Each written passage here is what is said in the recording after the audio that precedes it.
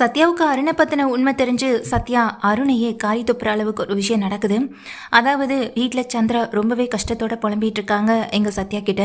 இப்படி 2 பேரும் அடிச்சுக்கிறாளுங்களே, எனக்கு இதெல்லாம் பார்க்குறப்போ மனசுக்கு ரொம்ப கஷ்டமாக இருக்குடான்னு சொல்ல, அம்மா விடுமா, நிச்சயமாக முத்து மாமா மேலே அதாவது தப்பு இருக்காது. எனக்கு என்னமோ சீதா தான் தப்பாக புரிஞ்சுட்டு வந்து பேசுகிறான்னு நல்லாவே தெரியுதுன்னு சொல்ல, நானும் அதே தாண்ட நினைக்கிறேன். மாப்பிள்ளை இந்த மாதிரியான ஒரு விஷயத்தை என்றைக்குமே பண்ண மாட்டாருன்னு சந்திராவும் சொல்லிட்டு இருக்காங்க. இப்போ சத்யாவும் உடனே வேலைக்கு கிளம்பி போகணும்னு தான் அம்மா கிட்ட சொல்லிட்டு அங்கேருந்து கிளம்பி போகிறாங்க. மனசு முழுக்க அவங்களுக்கு ரொம்ப கஷ்டமாக இருக்குது. மீனாவுக்கு கால் பண்ணுறாங்க. சொல்லுடா அப்படின்னாங்க. மீனா சொல்ல, அக்கா நீ எதுவும் நினச்சிக்காதக்கா, சீதா ஏதோ தெரியாமல் பேசிட்டாக்கா அப்படின்னு சொல்ல, இல்லைடா அவள் பேசினது ரொம்ப கஷ்டமாக இருக்குது. இந்த விஷயம் மட்டும் அவங்க மாமாவுக்கு தெரிஞ்சால் அவருக்கு இதெல்லாம் தாங்கிக்கவே முடியாது. அந்த அருண் தாண்டா ஏதோ சதி பண்ணுறாரு அப்படின்னு சொல்லும்போது எனக்கும் அதே தாக்கா தோணுது. கல்யாணத்துக்கு முன்னாடி நடந்த பிரச்சனையை மனசுக்குள்ளே வச்சுக்கிட்டு மாமாவை பழி வாங்குற விதமாக தான் அவர் நடந்துக்கிறாருன்னு எனக்கு தோணிகிட்டே இருக்குது அப்படின்னு சத்யாவும் சொல்கிறாங்க. எது என்னமோ, ஆனால் சீதா அப்படி பேசினதை நான் லைஃப்பில் மறக்கவே மாட்டேன்னு சொல்லி மீனா ஃபோனை வச்சிடறாங்க. சத்யாவுக்கு இது இன்னமும் ரொம்ப வருத்தத்தை கொடுக்குது.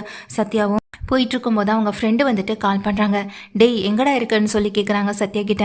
நான் இப்போ தான் ஒர்க்குக்கு போயிட்டுருக்கேன், நீ அப்படின்னு சொல்லி பேசிக்கிட்டே வராங்க. ஆமாண்டா சத்யாவும் கிட்ட ஒரு விஷயத்தை பற்றி பேசணும்னு நினச்சேன், ஆனால் டைமே கிடைக்கலன்னு அவங்க ஃப்ரெண்டு சொல்கிறாங்க. அதுக்கு சத்யாவும் என்ன விஷயம், எந்த முக்கியமான விஷயமா இருந்தாலும் நேரில் வந்து பேசிக்கலாமே அப்படின்னு சொல்லும்போது, டே ஒரு நிமிஷம்டா அப்படின்னு சொல்லிட்டு இங்கே ஃபோனை காதில் வச்சபடியே நிற்கிறாங்க. அப்போ அந்த இடத்துல வந்துட்டு இங்கே போலீஸ் வந்துட்டு எல்லாருமே செக் பண்ணிகிட்டு இருக்காங்க. ஃபோன் பேசிட்டு வந்ததுனால அருணுடைய ஃப்ரெண்ட்ஸும் வந்துட்டு எங்கள் சத்யாவுடைய ஃப்ரெண்டை பிடிச்சிடறாங்க. டே ஒரு நிமிஷம்டா மச்சான், போலீஸ் செக் பண்ணிட்டு இருக்காங்க, ஃபோன் வேற பேசிட்டு வந்த, ஹெல்மெட் போடலை, இப்போ ஃபைன் வேற கேட்குறாங்கடான்னு சொல்லிட்டு இங்கே ஃபைனை கட்டுறதுக்காக பணத்தையும் எடுக்கிறாங்க அவங்க ஃப்ரெண்டும். பணத்தை எடுக்கும்போது, என்னடா பைக்கில் ஃபோன் பேசிட்டு வந்திருக்கேன், அதுக்கு ஒரு ஃபைன், அப்புறம் ஹெல்மெட் போடாமல் வந்ததுக்கான ஃபைன், ஆமாம் இங்கே வண்டியோடைய பேப்பர்ஸ் எல்லாம் கரெக்டாக இருக்கான்னு சொல்லிட்டு அருண் கேட்குறாங்க. இது மாமா வாய்ஸ் மாதிரி இருக்கே அப்படின்னு நினச்சிட்டு சத்யாவும் கேட்டுகிட்டே இருக்காங்க. டே அது என் மாமா தாண்டான்னு சொல்ல வரும்போது அப்படியே அமைதியாகிடுறாங்க. உடனே சத்யாவுடைய ஃப்ரெண்டு, இருங்க சார் என்னட்ட அவ்வளோ பணம்லாம் இல்லை சார் அப்படின்னு சொல்ல, பணம் இல்லையா, அப்போது இங்கே ஹெல்மெட் போட்டுட்டு வந்திருக்கணும், சரியா ஃபோன் பேசாமல் வந்திருக்கணும், அது என்ன பைக்கில் போகும்போது ஃபோன் பேசிட்டே வர்றது அப்படின்னு சொல்லிட்டு அருண் வந்துட்டு அங்கே அந்த பையனை விடவே இல்லை. மாமா ரொம்ப ரூல்ஸை கடைப்பிடிக்கிற ஆளாக இருப்பார் போல நினச்சிட்டு சத்யா வந்துட்டு ஃபோனை கட் பண்ணாமல் வச்சுருக்காங்க. டே மச்சான் உங்ககிட்ட ஏதாவது பணம் இருந்தானு அனுப்பி விடுறான்னு சொல்லும்போது, சரி இருடான்னு சொல்லிட்டு இங்கே வந்துட்டு ஜிபே பண்ணி விடுறாங்க. உடனே அவருமே பணத்தை கட்டுறதுக்கு ரெடியாக இருக்க சமயத்தில் தான் இங்கே ஃபோனை வந்துட்டு அங்கே அருணுடைய வண்டி மேலே வச்சுட்டு பேப்பர்ஸ் எல்லாத்தையுமே எடுத்துகிட்டு வரதுக்காக தன்னுடைய பைக்குக்கு அவங்க ஃப்ரெண்டு போயிடுறாங்க. அப்போது அந்த அருண் வந்துட்டு பேசுகிறது அப்படியே இங்கே சத்யாவுக்கு நல்லாவே கேட்குது.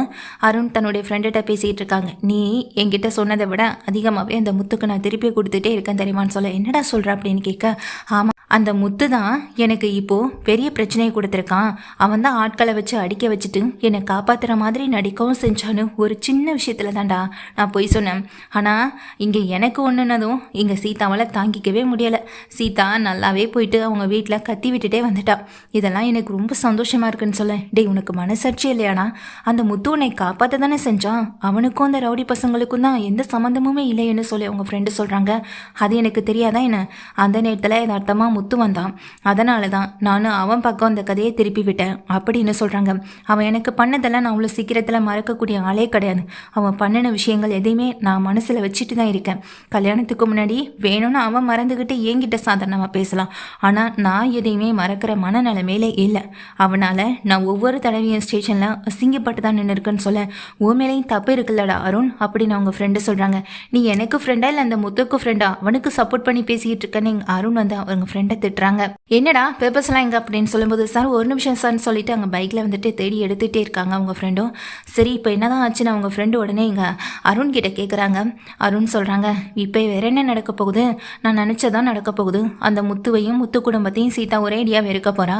அதுக்கப்புறம் என்ன, இனி இங்கே சீதாவுடைய குடும்பத்துக்கு நான் தான் எல்லாமே, அவங்க குடும்பத்தை நான் தான் இனி பார்த்துக்க போகிறதும் கூட அப்படின்னு சொல்ல, இதுக்கெல்லாமா கூட இப்படி யோசிப்பேன்னு சொல்லும்போது, எனக்கு தாண்டா எங்கேயுமே முக்கியத்துவம் இருக்கணும், அந்த படிக்காத முத்துவுக்கு எல்லாரும் என்னென்னலாம் முக்கியத்துவம் கொடுக்குறாங்க, ஆனால் படித்த எனக்கு எந்த இடத்துலையுமே இங்கே அவங்க வீட்டில் ஒரு மரியாதையை கொடுக்க மாட்றாங்கடா அப்படின்னு சொல்ல, படிச்சிருக்கோம் படிக்கலை அதையெல்லாம் தாண்டி நல்ல குணம்னு ஒன்று இருக்குல்லன்னு அவங்க ஃப்ரெண்டு சொல்லும்போது, அப்படி என்ன அந்த முத்துக்கிட்ட இருக்க போகுது, அவனே ஒரு குடிகார பையன் அப்படின்னு சொல்லி திட்டவும் சொல்லவும் செய்கிறாங்க.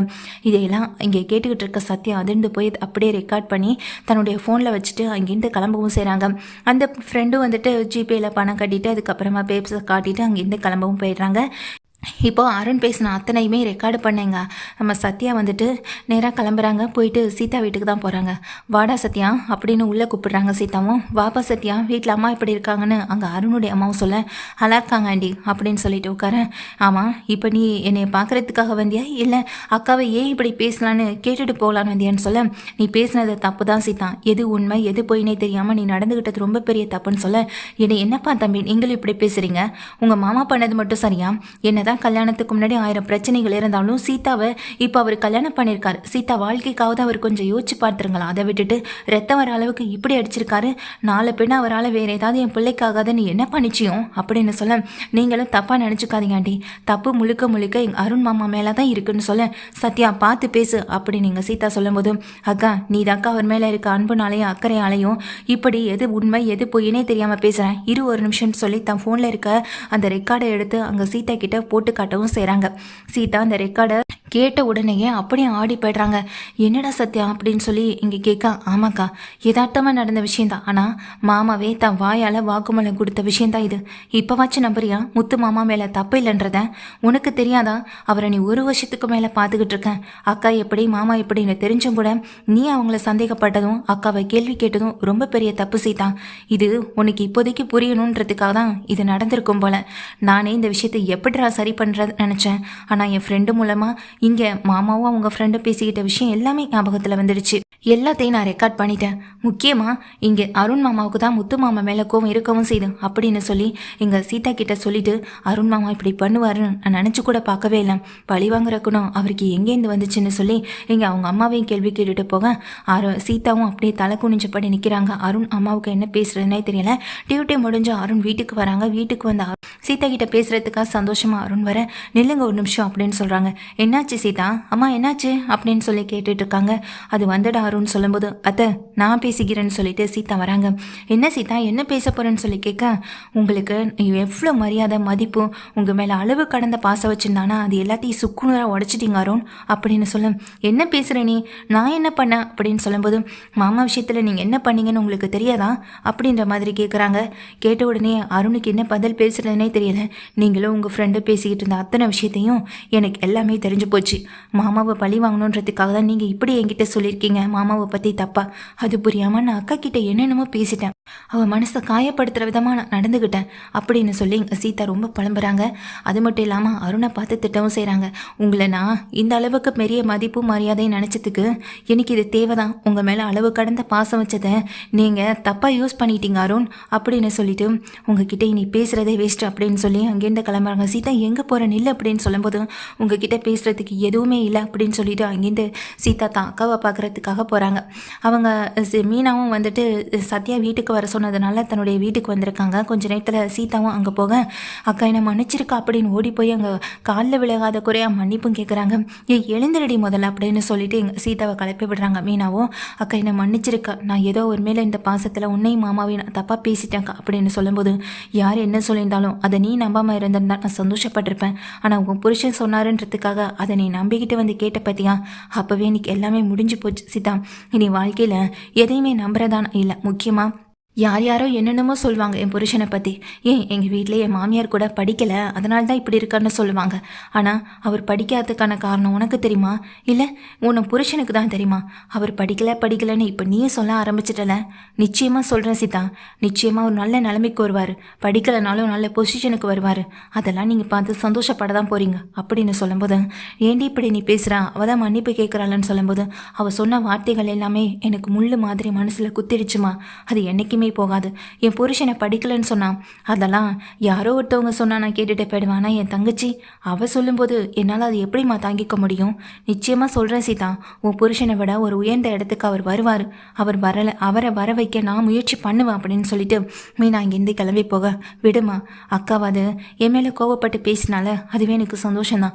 நான் பண்ணது தப்பு தானே, அவர் மேலே இருந்த நம்பிக்கையில் அக்கா கிட்ட இப்படி பேசியிருக்க கூடாதுல்ல.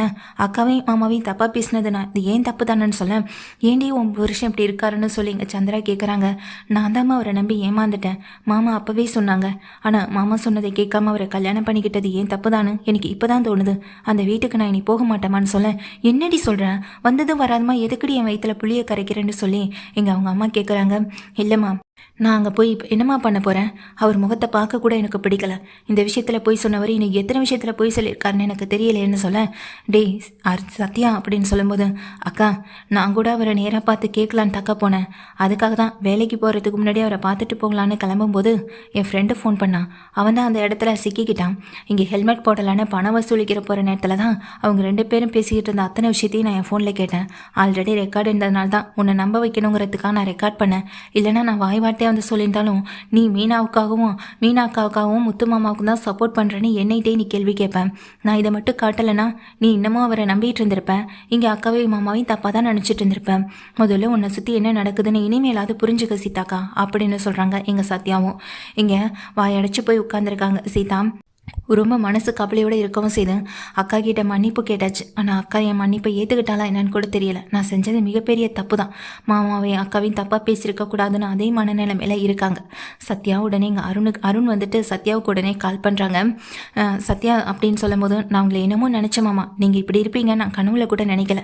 முத்து மாமாவை பழி வாங்குறதுக்கு இப்படி எல்லாமா செய்வீங்க? அவர் தான் உங்கள் வழியில் குறுக்க வரதே இல்லை.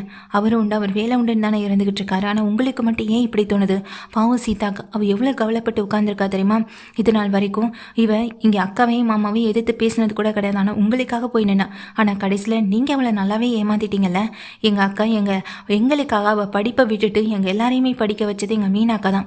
அப்படிப்பட்டவளை இங்கே எதிர்த்து பேசிட்டோமே, அவன் மனசை காயப்படுத்திட்டோமேன்னு இங்கே புலம்பி போய் தள்ளிட்டு இருக்கான். பாவம் சீதாக்கா, நீங்கள் உண்மையிலே ரொம்ப மோசம் அப்படின்னு சொல்லி எங்கள் சத்யாவும் பதிலுக்கு திட்டிட்டு ஃபோனை வச்சிடறாங்க. அங்கே நின்றுட்டுருக்க அவங்க அம்மாவும், ஏன்டா அருண் இப்படி பண்ண?